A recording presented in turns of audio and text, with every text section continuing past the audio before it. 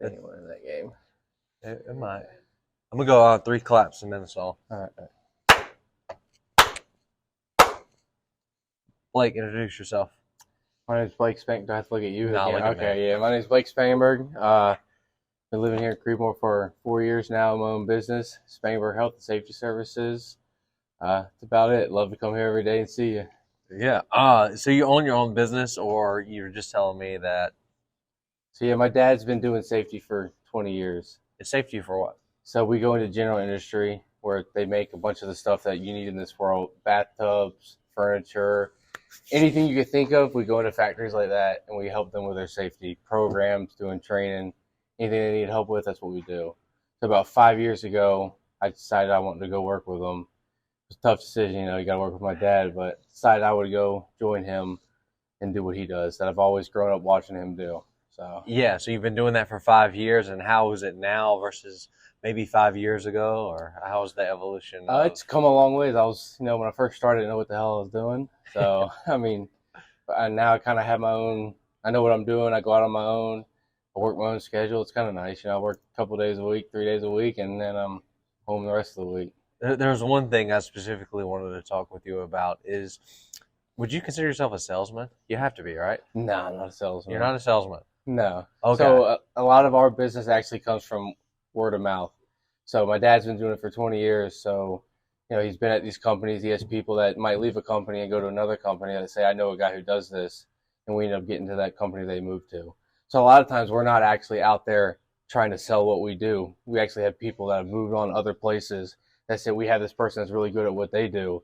That's how we actually get into a lot of companies. Well, I would still consider that a salesman because you have to be good at your job. You have to be good at building relationships. You have to be good at talking to continue to get clients, because how are you going to get referred if you're not good at your job? That's right. Yeah. So I would still consider yourself consider you a salesman, although you're not saying, hey, here's a item, it costs $14, how can I convince you to buy it? It's still salesmanship in a way, yeah. And I can always tell when somebody is a very good salesman because they talk really well and they can get along with others really well. Uh-huh. Would you say you're a good communicator and good talker? Yeah, I would say so. Yeah, I don't mind talking to anybody. And how did you develop that?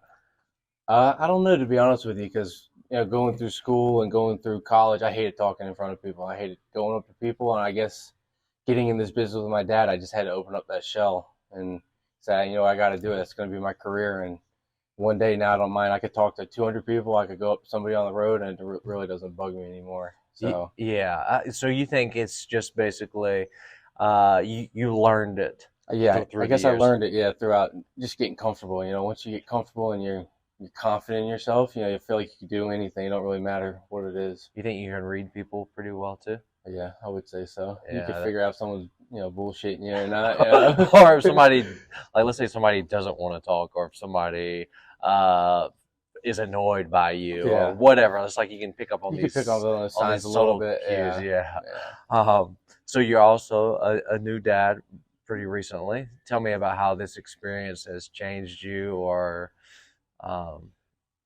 take me down that path. So it's been a year and 2 months almost already since she was born.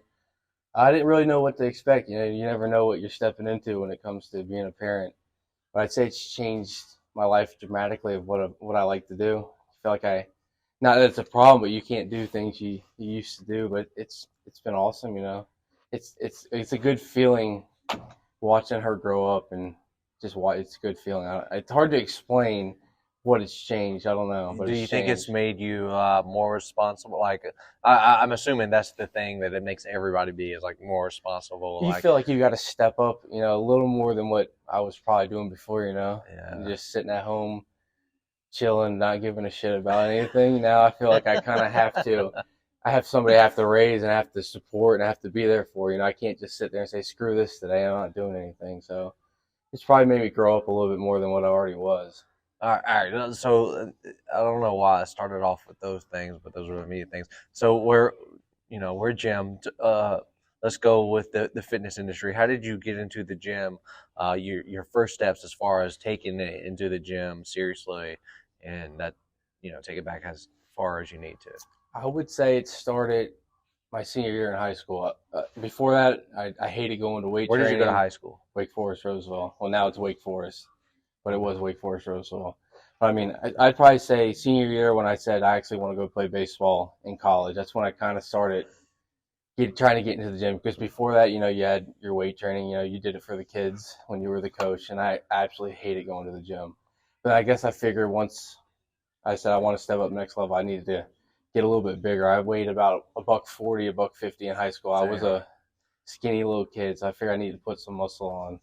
That's really when it started. And once I saw the muscle start building a little bit, and actually really enjoyed it. And that's where it all started, at least. Yeah, and then after that, you went to play college baseball. College baseball at Barton, yep. And I mean, I kept working out from there ever since. It's hard to explain. How was the college baseball, the schedule, the structure as far as going to school, going to practice, going to weights, going to study hall, whatever the schedule was? Kind of take me through that and explain, because some people may not realize that you think you want to go play college sports at the next level, and then you hear about the schedule, and it's like a shock to the system. You don't understand how much of a demand it is. So kind of like for people that don't really know what they're about to get into, kind of. Which I didn't know, going from high school to college. I had no idea that's what I was signing up for, but I would say it's a full-time job. You don't realize it, so you get there, you're shocked, and then you get there, you're 2 weeks in, you got to show up for morning workouts at 4, 5 in the morning. Fuck, I don't want to go. Sorry my language, but I don't want to go do a workout. So you got workouts in the morning, you got class from 8 to 3, then you got to show back up for a practice if it's season time or whatever. If you have some type of workout in the afternoon, and then I did have a good time. So you come nighttime, we went out, and then it's a daily. But it is like people don't realize it. It is like a full-time job. You're not a normal college student where you can sleep to 9 o'clock, get up and go to school. It is very demanding, and I don't think people really understand what they're signing up for. They think they're just going to college to have a good time. But, you're studying on a bus. You're trying to cram stuff in because you have baseball for at least at least for me, baseball, 5-6 hours a day probably. Yeah. Yeah. And where's Barton at exactly? It's in Wilson, North Carolina. Wilson, that's near. So it's about 30 minutes from Greenville. It's on the way to the beach. Okay. Yeah. All right. Solid. Yeah. And you met your wife there? Met my wife there, yep. And what did she play sport as well? She played volleyball, yep. Okay. So. All right. And did you guys know each other before you met each other down there? Not at all. Actually, me and my girlfriend broke up that I was with in high school for 5 years, and I saw her and I was like, man, she looks good. Yeah. So then one of my best friends on the baseball team was dating a girl that was her best friend, and I said something to him, which said something. It kind of went around the school. It was just because back then Barton was a small school. Now it's kind of getting bigger, but it kind of got around. We went to a party. We hung out. Threw my phone across the table. Had to get the digits. And then ever since there, it's just like sparks. I don't know. Yeah.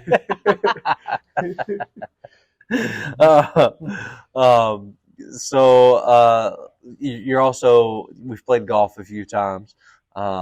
What's your obsession with golf, and what makes you enjoy that so much?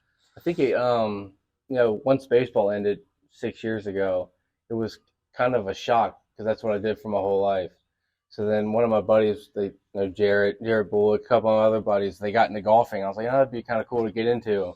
And then once I started playing, I got competitive with it, and I wanted to get better and better. And when you start seeing those balls go to the green in 2 hits, it makes you want to keep coming back for more. Kind of like when you played the sport I grew up playing. When you're doing good, you love it. And you want to keep getting better and better. So I guess it brings another thing into my life to do that is fun, I guess, on the competitive. Because I kind of lost. I had nothing other than coming to the gym and working out. I really had no hobby once baseball ended. Yeah, it is a good hobby to kind of pick up. Well, no, it's frustrating. Don't let it fool you. Yeah. You want to break your clubs a couple times. And it is frustrating, but it is fun to get out there and drink some beer and have a good time. Enjoy some nice weather. Yeah, for sure. We were talking before. We're watching the Duke Carolina game right now, and Blake went out Friday night and hung out a little too long, so we said we'll start the podcast while the game is on. And I asked you about church or something like that, and How did we get on that topic? Oh, because you said you got to go to church tomorrow because Mhm. I'm playing. I got yoga, and you said you got church from 8:30 to 9:30. And church normally, like some traditionally a Southern Baptist, so church, at least the service is from generally 11 to 12, and you get out at 12. So he said 8:30 to 9:30, and I was thinking, what kind of church is this? You just go to Sunday school? And I remembered you're a Catholic. Catholic, yep. Yeah. And you go to, and it's called Mass. It's called Mass. Explain me that whatever that is, because that's foreign to me. I have no idea what Mass is. I mean, I have an idea what Catholic is. I mean, it's like normal church. I mean, you show up there, you go in, you sit down, and I don't know, it's like normal. I mean, it's hard to explain. The priests and everybody comes down, and So if I were to explain Southern Baptist, this Okay. is how I explain it. Okay, first you get in there, right? And what do? They just go over announcements and stuff, and then they'll like sing a few hymns, and then in between they'll pass the plate around, and they may sing again, and then eventually, like the last 20 minutes, I don't even remember what they do during the whole other time. It's like, yeah, I think it's just singing and like prayer request. I don't know. And then at the last 20 minutes, the preacher will preach a passage from the Bible and relate it to life somehow. And then at the end, he'll close it if anybody wants to come up and say anything or whatever. Is it kind of? It's kind of, yeah, that's similar to that. So you come in, they sing that same thing. They do the announcements, then they sing. The priest will come down, and you're all sitting there, and then they'll read some readings. The priest will go up there and do his whatever he wants to say that day, what they're talking about, depending on whatever time of the year it is. Like last week we went, it was about Lent. That's what we're in right now. So you got to give up something for 40 days. Yeah, not happening. No, I don't give nothing up. I'm Catholic, but I don't follow all the rules. Did you pick something up instead? No, well, I should, but no, I didn't. Then it's about the same, but I don't know what you guys do. But we do something called gifts, where you go up and you receive. It's like a little wafer, pretty much. Oh, okay, yeah. So and then like a thing of wine too. Well, they don't do the wine anymore because of the. But they used to call it like grape. Oh, they don't do it at all anymore because of COVID. At least we don't. They got rid of it. And completely. They do this every Sunday. Every Sunday, yeah. Well, I don't, but they do it every single Sunday. No, I mean, yeah, it's about 45 minutes to an hour, and then there's nothing after. Once it's done, you get in your car and you go home. Oh, I know, like Baptists, you guys, nothing wrong, but you guys do things after church a lot of times. Sometimes there's Sunday school, which there is for when she gets to that point. There is things like that, but she's still too young for that. Well, yeah, there's nothing really after the church that goes on. But it's before. They have like a Sunday school, which is more like there's a teacher and you're more with your age group at that point, and you're kind of like, they make it, I guess, funner. I forget how. I guess you can discuss like a smaller subject that that you can grasp at a young age, I guess. Yeah. And then they'll do that. They'll group the groups together to make it a smaller community, and then at the end, I guess you sit with your family or you sit with But then generally nothing after that, as far as the churches I went to. Okay, yeah. To be honest with you, I just want to get there and get out of there all the time. Yeah. I mean, I grew up going to church, and once I hit 18 years old, I was like, I'm done. And then now that we have a kid again, we want to raise her, and I got to start getting up on Sundays. And so what was it at 18 years old where you're like, I want to get out of this? It was because it was forced on you so long. Kind of yeah. Did y'all go to everything all the time? Not all the time, but it was at least every Sunday. I had to go to church, and then when growing up in the Catholic faith, you have to get a communion. So you have to go to classes on your own with a group of kids. Like every Sunday, and you go for an hour or so. That's kind of what Sunday school is for us. Yeah. So as you get older in the Catholic school, you have to go. At least for the church I grew up, we had to go like on Sunday night or Saturday night, and you meet for like an hour or so until you turn a certain age. And you that. And then what do y'all do in that hour? You talk about the Bible and things like that. Stuff. Yeah, same thing as Sunday school would be, but you kind of do it on your own versus during the church time. I got you. And then you guys have like masses that are, I guess, like big ones that are at night. No, there's no mass when we do that. It's just going to class. Okay. Yeah, there's no mass. I thought I was around somebody that was a Catholic that had like a midnight mass. Is there such thing as that? I'm sure there is, but Oh, but not. It's not like a universal no, Catholic thing. I don't know. My wife out in the car would probably be able to tell you better because I I really got didn't you. pay attention too well growing up. Oh, okay. So now that so why do you think it's the right thing to do to go back to it now that your daughter is growing up, even though you have the mindset, which is totally normal, to get in and get out. What is that? Oh, I think it's sad to say because I mean I don't mind going to church, but I think it's more of a Olivia, my wife, that is mm, more. That's how she was raised, I got you. and went to church all the time, and she loved it and doing things like that. So I think it's kind of more her side of it wanting to do that. I got you. I really, Yeah. Let's see. What else? What we got going on? Carolina losing. Daniel. Carolina lost. They're gonna lose. Sucks. They both Oh, they suck did this year, lose. man. It's over. So they ain't making the tournament. No, they're not making the tournament. That's first time in how they've always made it, haven't they? Yeah, first time in a while. Well, we'll see. We'll see.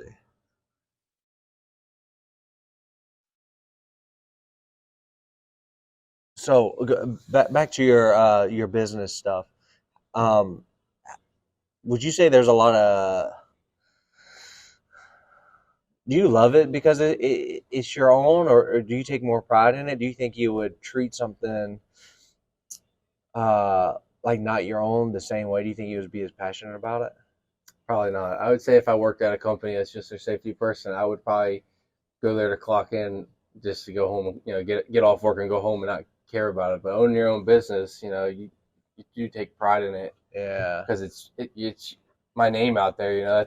I don't want people thinking I'm looking bad at me because I'm not doing my job the right way, or I don't care. I don't know. It's hard to explain it, but yeah, you do take more pride in your own business. Yeah. It's your name out there for people. If you suck at what you're doing, you're not good at. People are gonna say, "Yeah, don't go see him." Things like that. So And that's not good, right? no, not at all. And do you think, I guess, as you keep on going, do you find yourselves the more responsibility you take, or the more you take on, is like the more successful you are? Hey, it's over. Daniel, go home.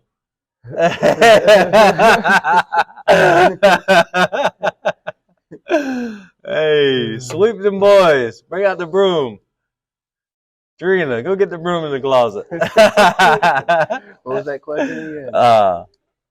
Do you think the more responsibility you take, like as far as the more you do you think the more successful you become? Do you notice that a trend? I would say so. Yeah. Yeah. It helps you. I think throughout everything in your life. Yeah. It's made me. Yeah, definitely taking more of the business on has made me feel better with everything I do. It's hard. It's a weird feeling, but you're right with what you're saying there. Yeah. Yeah. So, anyways, we got John Jones tonight versus Cyril Gane. You're not a UFC fan, right? Or you are? No, I do like to watch it, but I don't pay to watch it, But I do like to watch people beat. And who is there a certain guy you like, or certain dudes you like? McGregor, I do sure. do like McGregor. I just like how outgoing he is and doesn't give a shit about anything. Well, yeah, he sells tickets, right? Yeah, he does. Or he makes it the interesting. Money. Yeah, because you can only be so. You have to present some kind of you have to. It's almost like you have to bring me to the table sometimes too, right? It's like you can't just. I know what people think sometimes is like be humble, don't say anything, whatever. Mm-hmm. But if you want to make money, it's like you got to make people want to come see you. Yeah, right. And so I think that's the thing he's kind of like mastered. Hey, because if you see where he started out and what he's become, he's going from that little quiet guy, no tattoos, nothing going on with him, to this. Everybody knows who Conor McGregor. Yeah, even if they don't like him, or if they do like him, they know who he is. So I mean, I feel like the people in the UFC who are like that. Whether they win or not, they make all the money. Right. I feel like that's what it comes to. That's their profession. Yeah. I couldn't imagine taking one fight on and you win $30 million. I mean, what do you do with all that money? I wonder that people who even win the lottery, what do you do with all that money? Yeah. What would you do if you won the lottery? I don't know. I wouldn't even know what to go buy at that moment. Yeah. I don't know. It's like my dad always says, like baseball players, Bryce Harper, how much does he make? Like $411 million. So you go out there, he always makes the impression, you get the hookers, you get the drugs, you get everything you want, and you still got $45 million or Yeah. what do you do with all that money? I mean, I don't know. Like, I don't know what you do with that. It makes you think about it. Yeah. What are they worth to get paid 410 or whatever he makes? I don't think anybody is worth that. No. I mean, I don't know, but I mean, I guess if you can make somebody else, like, I guess if you can fill up a 50,000 stadium arena, like, you got to think that's $50 a head times 57,000. You know what I mean? That's a lot of, and then you got 162 games and half of them are at home. That's a lot of money you're bringing in too, right? Yeah, it is. But it's crazy that somebody does get paid that much. And it seems like it's going up. The price of athletes are it seems like everybody's getting paid $300 million these days. At least in the baseball world, it seems like that's what they're all getting paid. Well, that's what everything is. It seems like everything is going up. Groceries, gas is all right now, but everything in like mortgages are going up, cars are going up. Yeah, everything's going up. Yeah. Well, do you think that is going to stay, or do you think that'll differentiate between times? Stay. Yeah, I do too. Because the houses in Creedmoor are pretty expensive right now, right? Yeah, I think. Yeah, well, I don't know. I'm not looking around. Yeah, things like that. But I'd say it's gonna stay. Yeah, I would too. Until some things in this world change, probably. But yeah, I think it'll stay. That's unfortunate, but yeah. Yeah, well, I guess if everybody else's money raises up too, I guess that'll be all right, right? But not everybody else's money is raising up. You go to the grocery store and you put 3 things in your cart and it costs you $40. I mean, that's $50. That's crazy. It is crazy. Yeah, it's hard to live like that. Yeah. You got to be able to make some money to be able to afford life these days. It's tough. Yeah. And this just came on right after that, I guess. Yeah. Oh, all right, cool. I'm definitely watching that tonight. So Blake Spangenberg, I know you say you don't know, but you win the lottery, brother. What's the first thing you buy? Come on, you gotta have the first thing you're buying. It doesn't even matter. You got $450 million now. This probably buy one of the nicest trucks out there. Soup that thing up. I don't know. That's like I think I always want a nice truck one day. I don't know. Like a 250 or something, or like a Big Daddy. Just one of the nicest Chevys you can get. I got you. I don't know. That's one of the things I think I'd get. Yeah. I love my vehicles, so I think that's what I would. And then maybe a boat, but then boat's a lot to take care of. People, I don't know. It is a lot to take care of. I guess if you have all that money, someone can take care of it for you. There you go. You can pay somebody to take care of it. But yeah, I don't know. I just got that Chevy a couple years ago, but my dream is to get a really nice Chevy one day. And what is a really nice Chevy though? Because like it can go up to 2,500, high country diesel. One of the higher up. Yeah. That's gonna cost some money that I don't feel like paying. Yeah. I got you. So. And if Liv won the lottery, what would she buy? I don't know. I really don't. I couldn't give you that answer.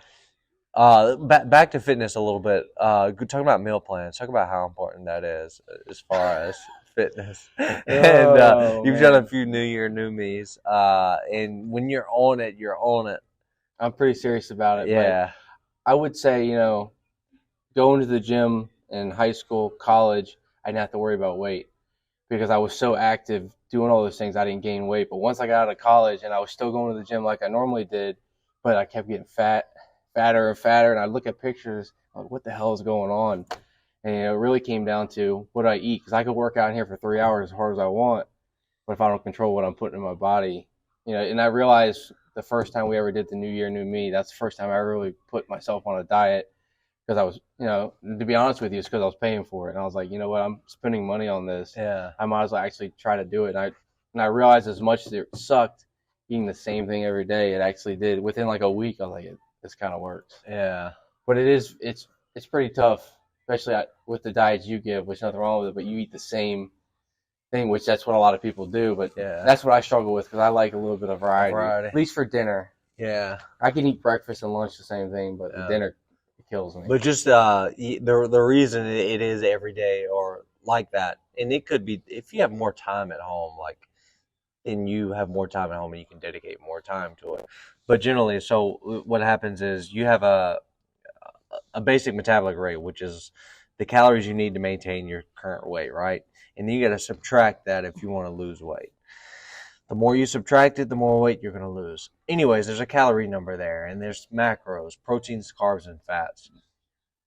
And what you want to do is you want to hit exact percentages of those macros and those calories. Now, to do that, it has to be very calculated. And for a day for it to be calculated and to be prepped, it takes a lot of effort, Mm-hmm. right? And then let's say you're going to change it up every day. That same effort to prep that all day to make sure you're eating exactly what you need to, when you need to, day after day after day. It's Yeah. just easiest to do the same thing. And I know I'm just explaining it to the viewers. So instead of switching it every day, what you'd have to do is you have to make sure, let's say for breakfast one day, you had eggs, turkey sausage, and waffles. And the next day you had bacon, egg, and cheese, That's a lot. bacon, egg, and cheese bagels. And then the next day you had pancakes and syrup. Mm-hmm. Think about that. You have to prepare that every single day. Yeah. And you have to have the time. Most people don't even eat breakfast because they don't even have time. Mm-hmm. So the easiest way to do it is just to eat the same thing every day. So I just wanted to explain that to them. And I would say I do have the time. Oh, But yeah. it's tough, like when I'm at home on my days off or in the office and I'm sitting there all day, I'm like, I want to eat something. Yeah. And it's sitting there, it's tough to say no to those things, I'm not gonna lie, I mean, you're gonna cheat at some point. It's bound to happen, but if you're at least following the majority of your diet the right way, you're gonna lose. It's Right. gonna work. I mean, as long as you're not cheating 24/7, it'll work. I don't know. And I also like to say, because I think I heard in one of your other podcasts, it's tough when you're on a diet and your significant other or anybody else in your house isn't on the diet. It's tough. Yeah. You want to eat what they're eating, and then you're trying to make two different meals, and it's tough to do that. Yeah. Yeah, because they want to go out and eat something, and you got to eat whatever BS you got whatever at I'm home. friggin' stuck on. And it's like, man, that thing out is going to be really good. Yeah. So you end up giving in at some point, it's bound to happen. Because you're working with your partner there, so you can't say no all the time. You have to say yes sometimes. Yeah. Especially when my partner doesn't like turkey meat, it's tough. Because I can eat turkey meat every day of the week. I actually really like it, but she won't do it. So. Is there anything you want to finish out? You want to close the podcast with? Anything you want to say, or any? No, nothing really in particular. I'm glad that you got me on here because this is something I normally wouldn't do. Yeah, and I want to get everybody in the gym to do it because. Number one, it's just something fun and cool to do. And me, when I get 50 years old and I've done this a long time, I can go back and I can look through and be like, oh, yeah, I was really good friends with Blake. Or, yeah, I was good friends with Josh at the time. And he didn't have no kids here in the moment. You know what I mean? It's just like almost like a media diary. You know what I'm saying? Of my life going from here to then. It's pretty cool. Which is something I like. It's fun to learn about other people's lives, When I listen to the podcast, sometimes you don't know that about them, or you learn things when you're asking certain questions about the people that you work out with for a couple hours a day or whatever, Right. Which is a good thing, you get to know them a little better. So. Yeah, because you're in here, you're trying to work out, and you don't really know that person, and it's not like you're going to ask them about their whole life story. Mm-hmm. And another thing I want to ask, so you were talking about money a little bit, and. You're talking about how you spent money on the. Did you grow up with a lot of money, or would you? We didn't have a lot of money, but I would say, if we wanted something, we would probably get it. Okay, but it was we didn't have to like. Oh, you grew up in Wake Forest area because you went to Wake Forest, Roseville. Yeah. Okay. But we weren't like begging for money. And when did your dad start this business? Dude, we're jumping all over, but whatever. Thanks for joining the podcast. Where I'm like, I'm going here, I'm going there, I'm going here. He started about 25 years ago, so he was in the Marines. He did 20 years in the Marines. And was that evident in your childhood? And you're tough. Bringing it. Oh, yeah, it's tough, man. Yeah, I feel like I was in the Marines. I just feel like you're in boot camp every day. On the weekends when you want to hang out, you got to get up at 7 o'clock. I'm like, man, come on, let me freaking lay in bed. You're stuck on a schedule pretty much because that's what he did for 20 years. So as being a kid of a Marine, you're kind of stuck on that schedule with them, And do you think it was valuable? Yeah, I think it was valuable. Yeah. It did help in life, But yeah, it's tough. Yeah. It's tough being raised by somebody, especially somebody who did their whole career in the Marines. But yeah, once he got out of the Marines, I guess when he was in the Marines, he started doing safety stuff. He became a safety officer and did some other things. So when he got out, he went and worked for a company that we still go to in Morehead City. And it's called Bally. They make walk-in refrigerators. So if you go to Bojangles, you go to any type of restaurant, and you see a logo that says Bally, they make it in Morehead City, which is it's pretty cool because there's a couple around here that I see. It's cool to know that I'm the safety person at that place, and you see their coolers around. Yeah. But he started there, and he did so good there that he kind of worked himself out of the job because I think they had like 70 injuries a year, which is terrible, and he got them down to like 10 injuries a year. So he started his own business, and that's how he kind of And started. how do you get somebody from 70 injuries to 10 injuries? Take me through that process. You got to change the culture. That's really what it's about. Changing the culture how? Tell me how to change the culture. Teach me up. Like, I mean, I got guys in the gym getting hurt all the time. You have to change people's mindsets in the plant, you know, how they think about things and how they do things, and start making them think before they do it, what's going to happen here. I've really, you know, my dad's always done it, but it's hard to explain how to change somebody's mindset. But you got to change the culture of the plant, kind of start making them think about what they're doing, and maybe start some type of reward. You know, if we go 30 days, and then once people start seeing that there's benefits to it, they start changing how they think about their job.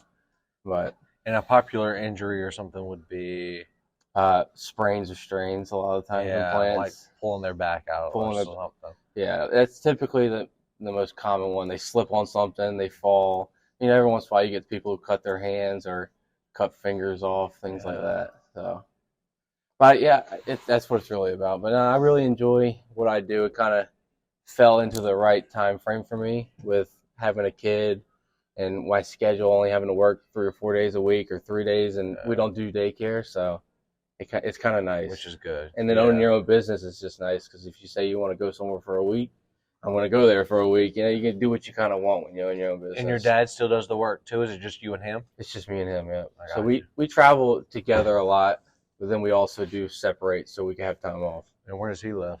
He lives in Wake Forest still. Okay. So it's close enough to where you can kind of... It's close enough, but far enough because I see him every freaking day. Yeah, if I don't want to go over there, you know, it's far enough. So. What about your mom? She's a what she does that or about her growing up, because you told me your dad was a Marine and I don't know, take me through.